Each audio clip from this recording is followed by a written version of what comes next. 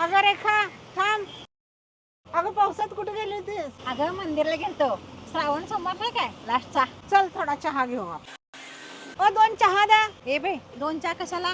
मी चहा बी पेत नसत्या. माझा निर्जल उपास आहे, कडक एकदम. श्रावणी आहे, तूच पी.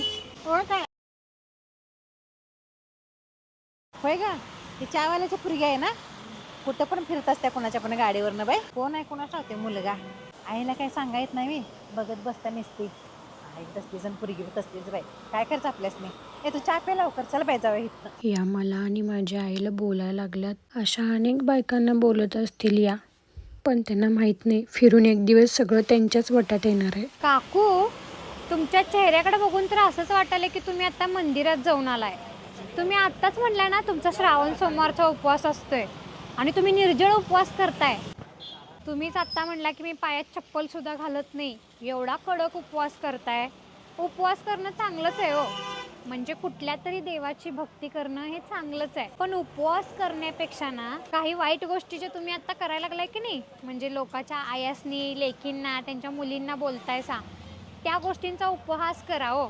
म्हणजे कसं आहे माहिती आहे का, ते उपवास केलेल्याचं काहीतरी तुम्हाला त्याचं प्रतिफळ तरी मिळेल हो. ती मुलगी कुणाच्या गाडीवरनं आली, तिला कोण सोडलं, कुठं येत्या कुठं जात्या, हे सगळं तुमचं लक्ष असते. पण ती बाई जी मुलीला सांभाळ करते मुलीचा, ती कुठल्या परिस्थितीमधून चालली आहे याचा तुम्ही कधी विचार करत नाही हो. गाडीवरनं आली गेली म्हणजे तो तिचा मित्र असू शकतोय, चांगला भाऊ असू शकतोय, मानलेला भाऊ असू शकतोय. लांबून जे तुम्हाला दिसतंय तेच खरं असते असं नसतंय हो. उचलली जीभ आणि लावली टाळ्याला, म्हणजे देवाने फुकटचं तोंड दिलंय म्हणून तुम्ही दुसऱ्यांच्या मुलींना त्यांच्या आयांना असंच बोलणार का हो. एखादी स्त्री जर एकटी जगायला लागल्या तर तिचं काहीतरी रिझन असेल, तिचं काहीतरी कारण असेल. तुम्ही ते नाही जाणून घेत, पण डायरेक्ट तुम्ही तिला दोष द्यायला चालू करताय.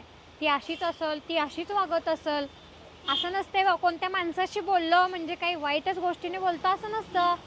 काहीतरी काम असेल त्या माणसाकडे म्हणून बोललं जातंच की हो. अहो तुम्हाला पण मुलगी असेलच ना, त्या मुलगीचा थोडा विचार करायचा. म्हणजे तिला जर कोण तर बोललं तर तुम्हाला किती वाईट वाटेल नाही का. ए बाळा राहू दे, सोड. चल इकडे ये, कुणाला बोलू नकोस. उपवास करण्यापेक्षा वाईट गोष्टींचा उपहास करा. होय बाळा, तू बरोबर बोलत्यास. मला पण एक मुलगी आहे, मी विसरूनच गेलतो. सॉरी. आटलेल्या नशिबाला किती